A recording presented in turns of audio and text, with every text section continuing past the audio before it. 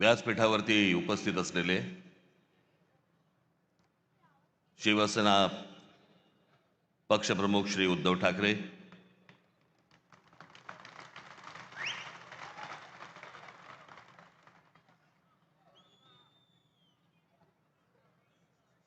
माझे मित्र आणि शिवसेनेचे नेते श्री संजय राऊत,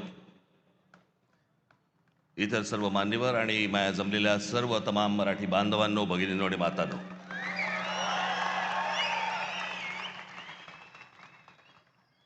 दरवेळेला इथे सभा घेतली की तो आमचा टेबल फॅन होतो.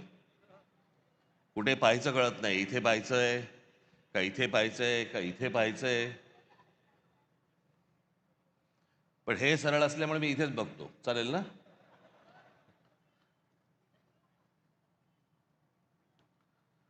आज निवडणूक एका शेवटच्या टप्प्यावरती येऊन ठेपलेली आहे. कालची सभा ही मुंबईची होती, आजची सभा ही ठाण्याची आहे. उद्या सायंकाळी 5 वाजता सगळा प्रचार थांबेल, संपेल आणि मग सरकारकडनं घराघरात पैसे वाटायला सुरुवात होईल. ती आधी झाली आहे सुरुवात. भारतीय जनता पक्षाचे लोक पैसे वाटतायत आणि शिंदेचे लोक पकडतायत. काय चालू आहे सरकारात तेच कळत नाही.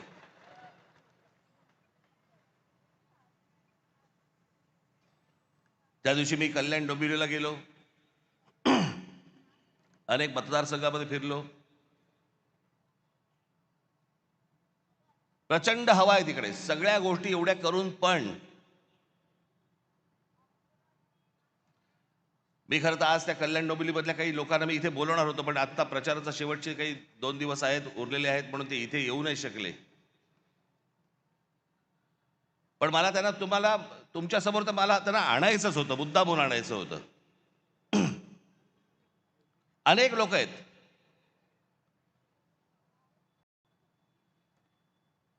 आज घराघरामध्ये 5-5 हजार रुपये वाटतात मतांसाठी. मला समजत नाही या लोकांचं. एका बाजूला म्हणतात आम्ही विकास केलाय आणि दुसऱ्या बाजूला पैसे वाटतात आणि म्हणतात मतदान करा. मग विकास काय केलात?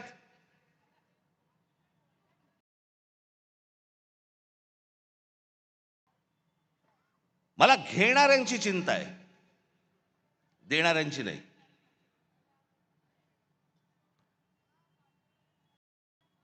आपण 5-5 हजार रुपयामध्ये आपल्या मुलांना, आपल्या मुलीला आपण काय सांगतोय, आपण काय शिकवतोय? ते उद्या ज्यावेळेला समाजात जाणार त्यावेळेला ते काय म्हणणार? माझा बाप विकला गेला, माझी आई विकली गेली, माझ्या वडिलांनी आणि माझ्या आईने पैशासाठी मत विकलं. उद्या ती मुलं असतील, त्यांचे त्या मुलं मुलींचे त्यांचे कोणीतरी मित्रपरिवार असेल, ते काय म्हणतील की अरे ह्यांच्या आई वडिलांनी मत विकलं, हे विकले गेले. विकले जातात. कल्याण डोंबिवलीमध्ये बाजार, गुलामांचा बाजार असायचा ना पूर्वी. गुलामांचा बाजार मांडलेला असायचा, तसा गुलामांचा बाजार मांडला होता. महाराष्ट्रामध्ये 66 ठिकाणी पैसे देऊन, पैसे वाटून फॉर्म माघारी घ्यायला लावले.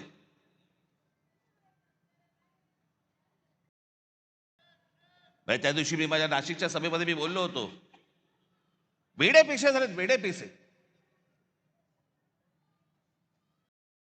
त्या दिवशी एका ठिकाणी तर कोणी त्या एका माणसाने ते काय स्क्रुटिनी असते, समोरच्याचा एबी फॉर्म गिळून टाकला. बरं दिवस नव्हता, एखाद दिवस मिळाला असं, दुसऱ्या दिवशी वाट तरी बघता आली असती. एबी फॉर्म पडेल, एबी फॉर्म पडेल. इथपर्यंत गेलात तुम्ही. विकले जातायत काय, एबी फॉर्म गिळतायत काय. त्या सोलापूरला एखादा खून झाला आमच्या माणसाचा, आमच्या विद्यार्थी सेनेचा, तो तिथला शहर अध्यक्ष होता, त्याचा खून केला फॉर्म मागे घेण्यासाठी. म्हणून इथपर्यंत सरकार चाललंय. पोलीस हताश, कोर्टाकडे तर बघायलाच नको. हे कोणतं राज्य आहे? बिनधास्त सगळ्या गोष्टी सुरू आहेत. मला ती, म्हणून मी मगाशी म्हटलं ना, मला ती माणसं आणायची होती, ती त्या प्रचारामध्ये बिचारे गुंतलेत, त्याच्यामुळे मला इथे त्यांना बोलवता नाही आलं. 5-5 हजाराला मतं विकतायत. मी फक्त 2-3 माणसांची फक्त तुमच्यासमोर नावं घेतो, बाकीचे तर आता येतील.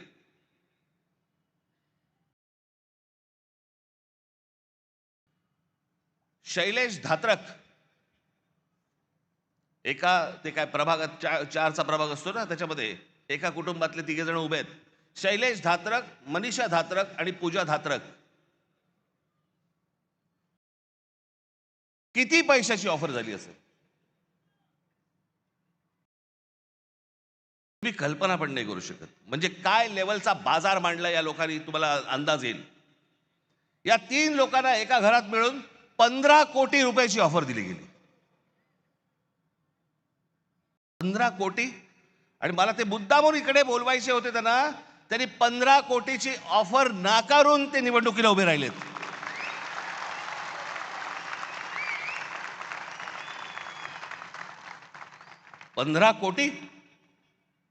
पंधरा कोटी रुपयाची ऑफर नाकारणारे कुठे आणि 5-5 हजार रुपयामध्ये मतं विकणारे कुठे? दुसरा मुलगी सौ राजश्री नाईक, कितीची ऑफर झाली? 5 कोटी रुपयाची. कुठे आहेत? या इकडे, या इकडे.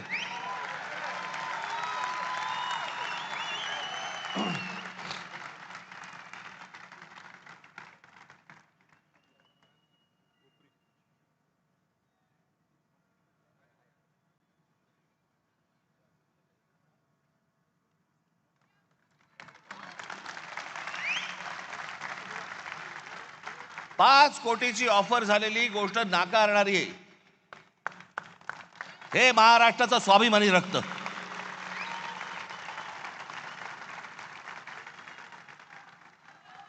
बसा ताई.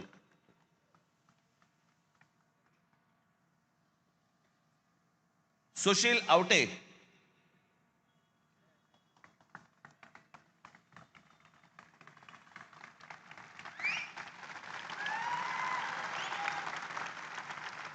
एक कोटी रुपयाची ऑफर झाली, नाकारले. अजून बरेच जण आहेत.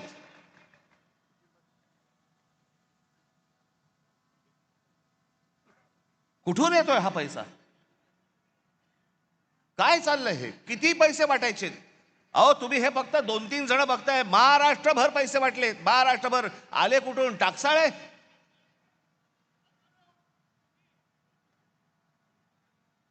कोणाला 5 कोटी, कोणाला 10 कोटी, कोणाला 15 कोटी, कोणाला 1 कोटी, 2 कोटी. काय बघायलाच नको. ही कोणती महाराष्ट्रातील निवडणूक आहे? अहो इतकी वर्ष ह्या निवडणुका आम्ही बघतोय, अशी निवडणूक नाही पाहिली.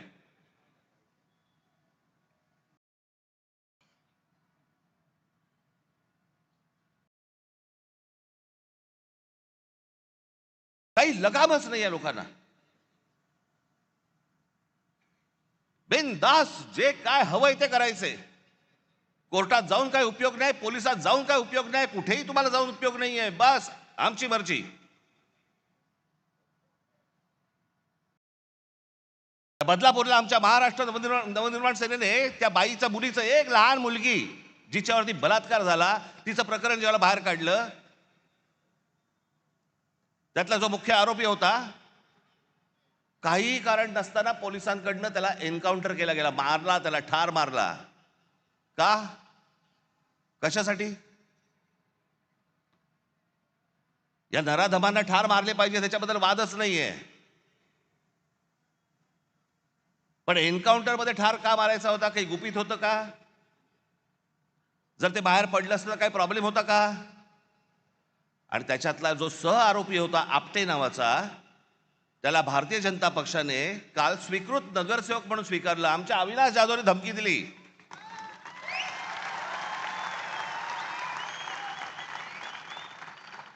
की बदलापूरमध्ये आम्ही मोर्चा काढतो म्हटल्यानंतर त्या स्वतःहून माणसाने त्याचा राजीनामा दिला की नको मला स्वीकृत. हिम्मत कशी होते यांची द्यायची? एका लहान मुलीच्या बलात्काराच्या प्रकरणामध्ये सह आरोपी असलेल्या माणसाला स्वीकृत नगरसेवक पद देण्याची यांची हिम्मत कशी होते? याचं कारण तुम्हाला गृहीत धरलेलं आहे. कोण तुम्ही? कोण आहात तुम्ही?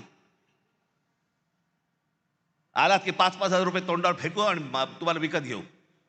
ही आली कुठून हिंमत?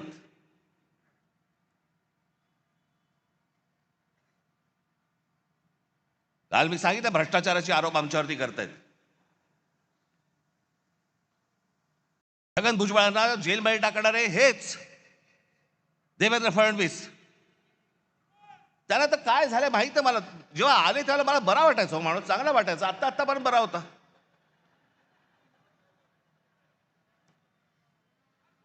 काल मी जो बोललो ना, ती रसमलाई आली होती,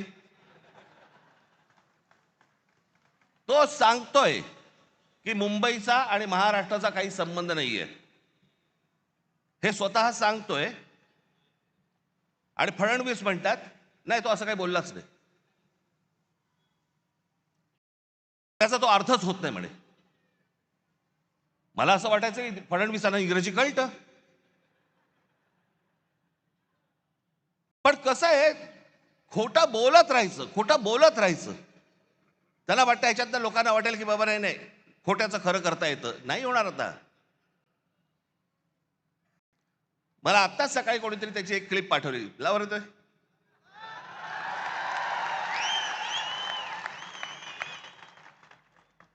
अण्णामलाईंच्या स्टेटमेंट बद्दल काय म्हणा? Bombay is not a Maharashtra city. Mumbai महाराष्ट्राची नाही असं हे म्हणत म्हटलंय. Bombay is not a Maharashtra city. Mumbai is not a Maharashtra city. असं नाहीये. Bombay is not a Maharashtra city.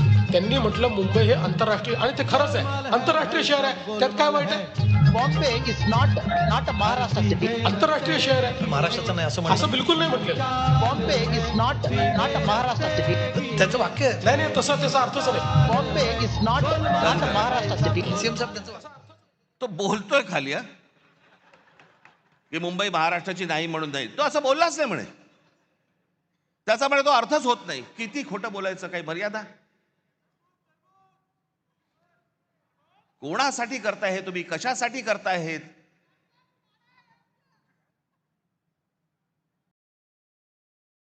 मी काल म्हटलं ना, हे फक्त हातावर बसलेले ससाणे होतो. जाऊन फक्त पक्षी मारून आणणे. ससाणा हा फक्त पक्षी मारून आणतो. चोकियांचेच फक्त घात करायचे त्यांना. आमचीच लोक आमची वाट लावतायत. आमचीच लोक आमच्या महाराष्ट्राची वाट लावतायत. काल मी त्या गौतम अडाणीचं प्रकरण काढलं. काय मिरच्या झोमल्या.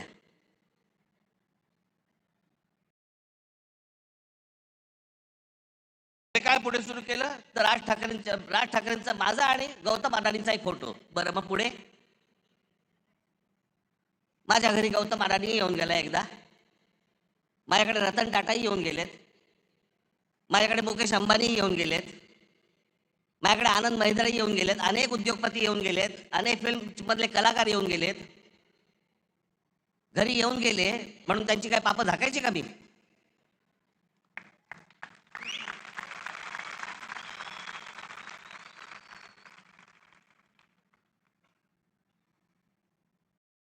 काल जे तुम्हाला दाखवलं हे इतकं भयानक आहे, इतका भीषण आहे. ते जे फोटो दाखवत आहेत काहीतरी 2-3 वर्षापूर्वीचा काहीतरी फोटो दाखवत आहेत, तो जेव्हा घरी आले होते. आता घरी आल्यावरती काय हाकलून देऊ?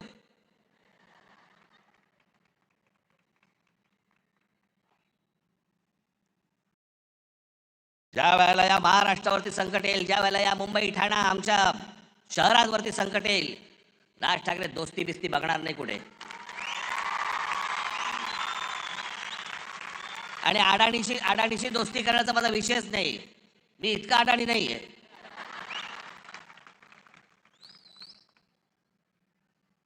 पण ते काल जे मी तुम्हाला दाखवलं त्याचं गांभीर्य नीट समजून घ्या. मी काल जे तुम्हाला सांगितलं की जवळपास 60% म्हणजे हा माणूस कधी सिमेंटमध्ये कधी नव्हता, तो आज माणूस 2 नंबरला सिमेंटमध्ये आलाय. आज देशातला 2 नंबरचा सिमेंटचा व्यापारी तो आहे. आज ही सगळी विमानतळ. आता नाही इथे गुजराती समाजातले लोक आले असतील. खरं तर आमचं तुमचं काही भांडण नाही आहे. फक्त आमच्याशी भांडायला येऊ नका.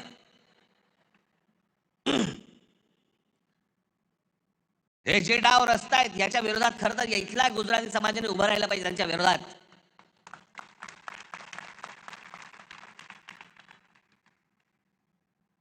पण हे मुद्दामून ज्या गोष्टी करतायत हे काय करतायत? हा आत्ताचा जवळपास त्यांचे काहीतरी 6 का 7 का 8 काहीतरी विमानतळ या देशातली त्याला दिलेली आहेत. विमानतळ मला माहीत नसेल म्हणून मी तुम्हाला सांगतो, यातलं नवी मुंबईचं विमानतळ हे सोडलं तर गौतम अडाणीने या देशामधलं एकही विमानतळ बांधलेलं नाही. दुसऱ्यांनी बांधलेली, दुसरे चालवत असलेली विमानतळ गन पॉइंट वरती स्वतःकडे घेतली. बांधलेलं फक्त एकमेव पोर्ट गुजरात मधलं फक्त मुंद्रा पोर्ट. बाकी देशभरामध्ये जेवढी पोर्ट्स आहेत ही सगळी दुसऱ्यांची होती. गन पॉइंट वरती सांगितलं ही मला पाहिजे.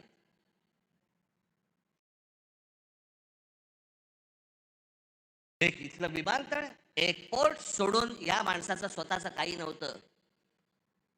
फक्त केंद्राचा दबाव,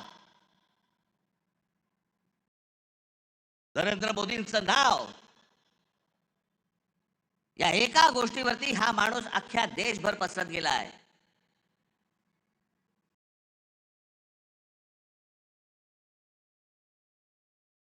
उद्या जर ही पोर्ट बंद झाली, तुमचा व्यापार ठप्प. या देशामधली वीज निर्माण करणारा हा गौतम अदानी, उद्या वीज बंद केली, तुम्ही अंधारात सगळे. तक्रार कोणाकडे करायची?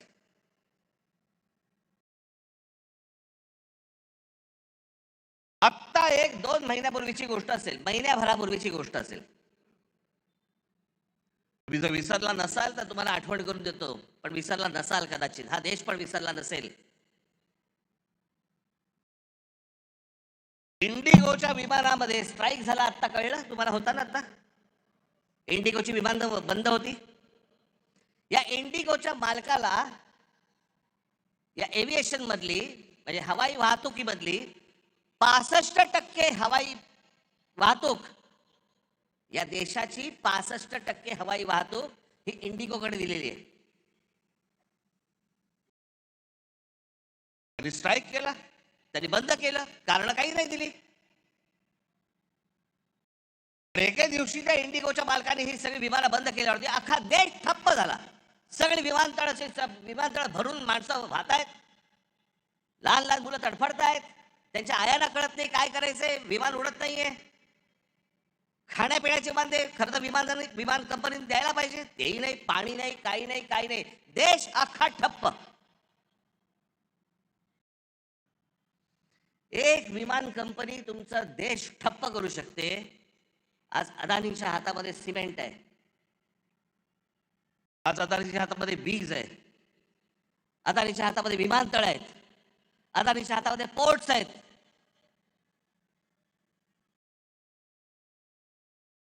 लोखंडाचे व्यापार म्हणजे सगळं. म्हणजे उद्या हे जर समजा सिमेंटचे समजा करायला लागले, भाव वाढवायला लागले, तुमच्या घरांच्या किमती वाढत जाणार. या देशामध्ये तुमचं भवितव्य, तुमचं भविष्य हे कोण ठरवणार? गौतम अडाणी ठरवणार. आणि एक माणूस या देशामध्ये इतका मोठा होतो फक्त 10 वर्षामध्ये, फक्त 10 वर्षामध्ये. 2014 ते 2025 11 वर्षात इतका मोठा झालेला, इतका श्रीमंत झालेला, इतके उद्योग उभारलेला जगात दुसरा माणूस नाही. आणि असा व्यवसाय उभारता येत नाही. अहो टाटा, बिर्ला, बाकीचे सगळे उद्योगपती यांना 50, 60, 100 वर्ष लागली.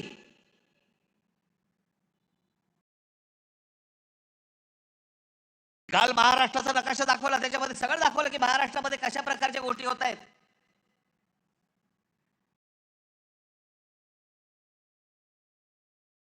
तिथे नवीन आता वाढवणला विमानतळ येत आहे, नवी मुंबईचं झालंय. आणि सांताक्रूज विमानतळ हळूहळू हळूहळू सगळं बाजूला काढणार, सगळं नवी मुंबईला नेणार आणि सांताक्रूज विमानतळाचा मोठाच्या मोठा प्लॉट विकायला काढणार. आता आहे अदानीकडे.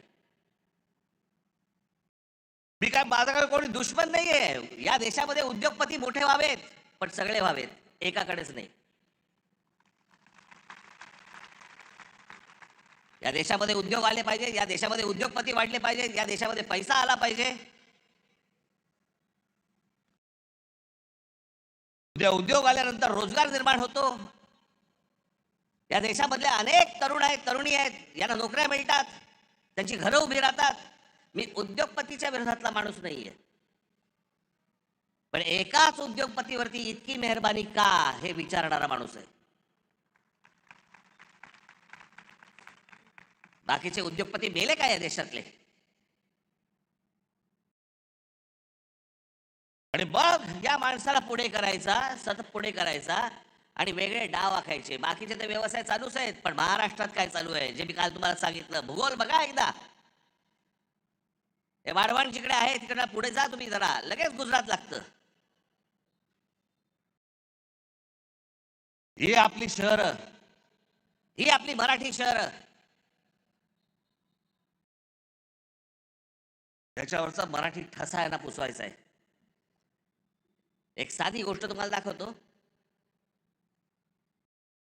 या भाषावर प्रांत रचना जेव्हा झाली मराठी लोकांसाठी महाराष्ट्र, गुजराती लोकांसाठी गुजरात, तामिळ लोकांसाठी काय तामिळनाडू, प्रत्येक भाषेचं एक राज्य निर्माण झालं. आणि मुंबई तर महाराष्ट्रामध्ये संयुक्त महाराष्ट्रात लढा होऊन 107 होतात. त्याच्यानंतर मुंबई महाराष्ट्राला मिळाली, जी महाराष्ट्राची होती, पण लोक छिनत होते तिला.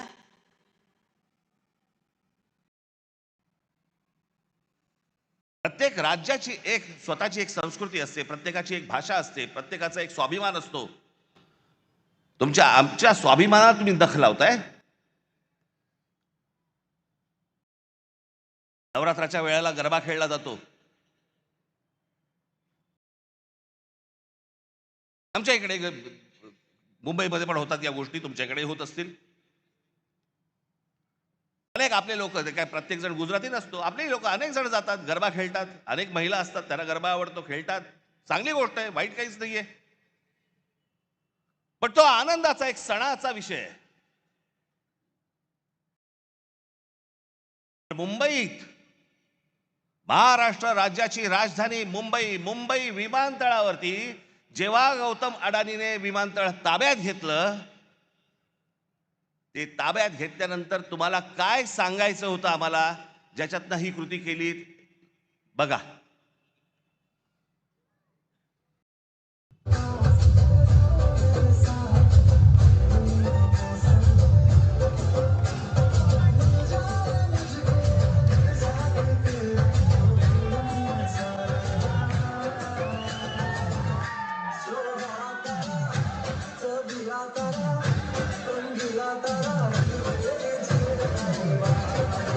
बंद कर. मुंबई विमानतळावरती गरबा केला.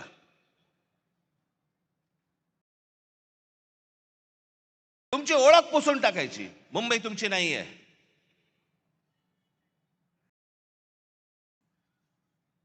गणपतीमध्ये ढोल लेझिम वाजवलेत का?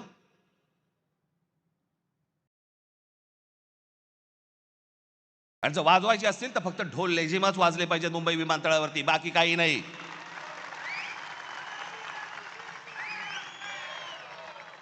ही मुंबई आहे, ही मराठी माणसाची आहे. हा महाराष्ट्र, हे ठाणं, हे मराठी माणसाचं आहे. आपण सगळेजण इथे राहतोय, सगळेजण तुम्ही आलात. भले तुमची भाषा वेगळी असली, गुण्यागोविंदाने राहू. पण आमच्या घरी यायचं कपाट दुरुस्तीला आणि बायकोकडे नजर टाकायची, चालणार नाही.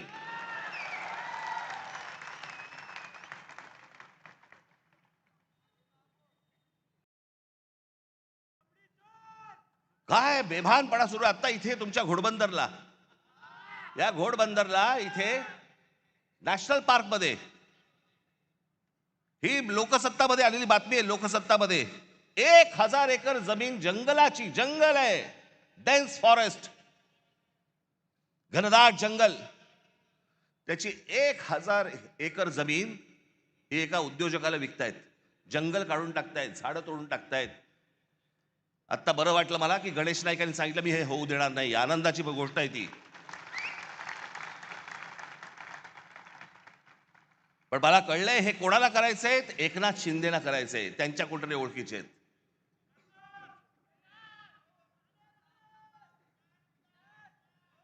दिसेल ती जमीन हे वरून उद्योगपती पाठवणार, वरून हे सांगणार की या उद्योगपतीला ही जमीन देऊन टाका. आमचं ताडोबाचं जंगल आज इतके तिकडे सगळं इतकं मोठं जंगल, तिकडे आमचे चांगले वाघ बेग सगळे सगळे वन्य प्राणी फिरतायत. त्या ताडोबाची जमीन खाणींना देऊन टाकली. कोणतरी एक वरून उद्योगपती आला, इथे खाली त्यांना सांगितलं सह्या करून द्या, विषय संपला. एन्व्हायरमेंट वर गेलं तेल लावत. ताडोबाची जमीन तिकडची एक खाणीला देऊन टाकली, इकडची जंगलाची जमीन देऊन टाकली, इकडे बंदर देऊन टाकलं, इथे तुमचं विमानतळ देऊन टाकलं, इथे तुमची आता ते काय डम्पिंग ग्राउंड देऊन टाकलं. ती जिथे गौतम अडाणी बघेल ही जमीन मला पाहिजे, घेऊन जा.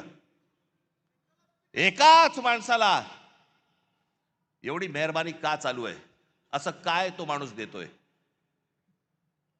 त्याचं कारण ह्यांचा जो आज ते विळखा आखतायत ना, जो मुंबई, ठाणा, कल्याण, डोंबिवली ही सगळी शहरं ही सगळी गुजरातला मिळवायची.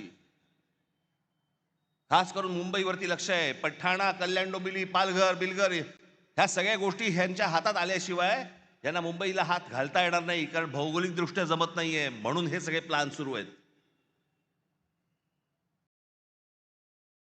त्याच्यासाठी ह्या सगळ्या गोष्टी सुरू आहेत. आपण या गोष्टींचा नीट विचार केला पाहिजे. ही निवडणूक कशासाठीची निवडणूक आहे ती? ठाणे शहरामध्ये अनेक प्रश्न आहेत. जसे जसे लोक बदा येत आहेत, बाहेरून येत आहेत, या आमच्या शहराची लोकसंख्या वाढते, तसे प्रश्नही गहन होत आहेत. काल परवाकडे मी इथे ठाण्यामध्ये फिरताना मला इतकं वाईट वाटलं.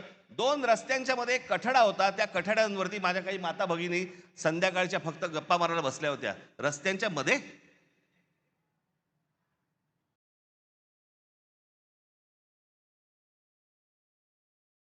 आम्हीच तुम्हाला सांगतोय, सुखसोयी तर उत्तम देऊच या ठाण्यामध्ये,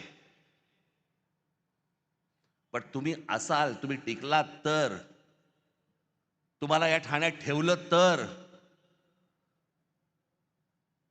उद्या भविष्य काळात असं नको व्हायला की उद्या ठाण्याचे सगळे प्रश्न कोण सोडवते? गुजरात सरकार, कारण महाराष्ट्रापासून वेगळे झाले.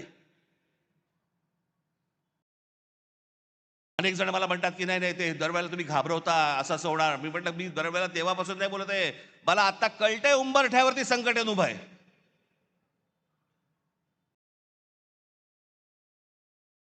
कोणत्याही क्षणी तुमच्या दरवाज्यावरती टकटक होईल. आज जर गाफील राहिलात कायमचे फसाल. कारण केंद्र हातामध्ये, राज्य हातामध्ये, उद्या या महानगरपालिका पण हातामध्ये गेल्या त्यांच्या, तर काय विचारायलाच नको. कोणाकडे जाणार तुम्ही? कोणाकडे तक्रार करणार? आणि मग एकदा हातातनं गेलं की परत येत नाही, ते परत येणार नाही. म्हणून आज ही ती वेळ आहे. आपलं ठाणं, कल्याण, डोंबिवली, मीरा भाईंदर सगळ्या, ठाणं तर उत्तम करूच करू. उद्धव स्वतः आपल्याला सांगतीलच, त्यांच्या भाषणामधून अनेक गोष्टी सांगतील. ठाणं तर उत्तम करूच करू, पण पहिला स्वाभिमान, पहिला मराठी ठसा, हे ठाणं आपलं आहे. हे ठाणं टिकवणं, यांनी जो आराखडा आखलेला आहे तो सगळा उद्ध्वस्त करणं हे तुमच्या हातामध्ये आहे. नाही तर उद्या आमच्या पोलीस खात्यामध्ये देखील या बाहेरच्या राज्यांमधली लोक भरली जाणार. आमच्या महानगरपालिकांमध्ये देखील बाहेरच्या राज्यातली लोक भरली जाणार.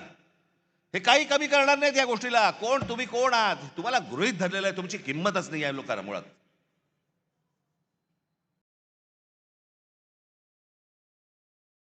जातील कुठे? येतील. 1.5 दमडी फेकली की येतील. हा जो त्यांचा आत्मविश्वास आहे, हा आत्मविश्वास तुम्हाला या निवडणुकीमध्ये मोडून काढायचा आहे. तुमचे जे कोणी मित्र परिवारातले लोक असतील, तुमचे जे कोणी नातेवाईक असतील, त्या सर्वांना सांगा